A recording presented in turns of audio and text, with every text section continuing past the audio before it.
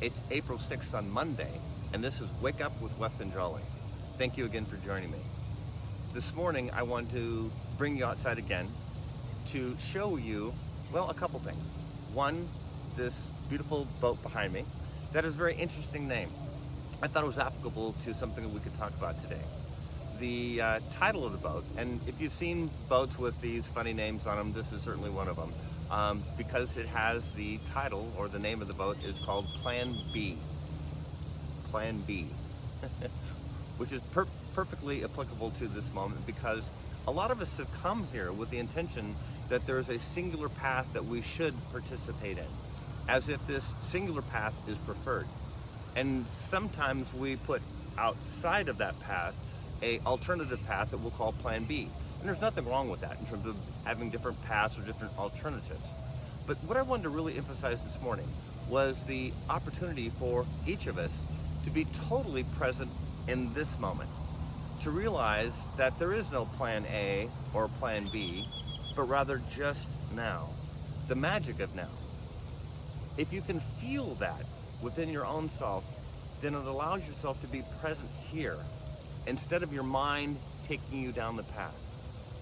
I know that right now, these are very, very challenging times because of all of the things that you're trying to comprehend or consume or even process, just from a feeling perspective, especially those of us, all of us, who are very empathetic, that you can literally feel everything around you, not necessarily just in your own house or your own body, but literally the world at large.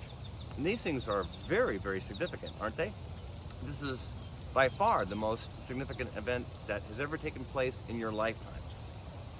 And yet, I hesitate to bring up Plan B because it's not necessarily the path that you want to go down. And what I mean is, Plan A has been something that you've always been logically set forth in terms of what you should do. You should maybe go to college. Maybe after college you get a good job, and after you get a good job, then you look and date and become married, and then you have children, and that's all part of the Plan A. And we're way beyond Plan B in terms of this moment. So I'm not asking that you choose between these two different ideas, these logical ideas, but rather you give yourself the opportunity to be present here now, realizing that everything that you have been creating is with purpose. There's magic in this moment. If you can feel that, then it will quite literally liberate you to continue your path to go forward.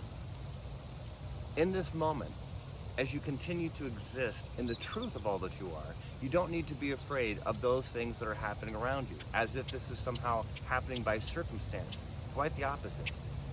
As you see yourself in the midst of something that's quite significant in the form of this change, many of you have used the concept or the words or the phrase that you wanted to quite literally change the world.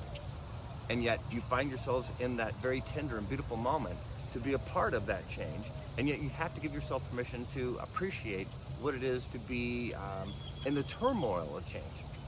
This doesn't need to be seen as something that would be devastating, although for some individuals it might be based upon what they've chosen, what they wanted to create. This choice is so significant for you. You don't have to forget all of those things that you've been choosing or thinking that you have to go to some other alternative.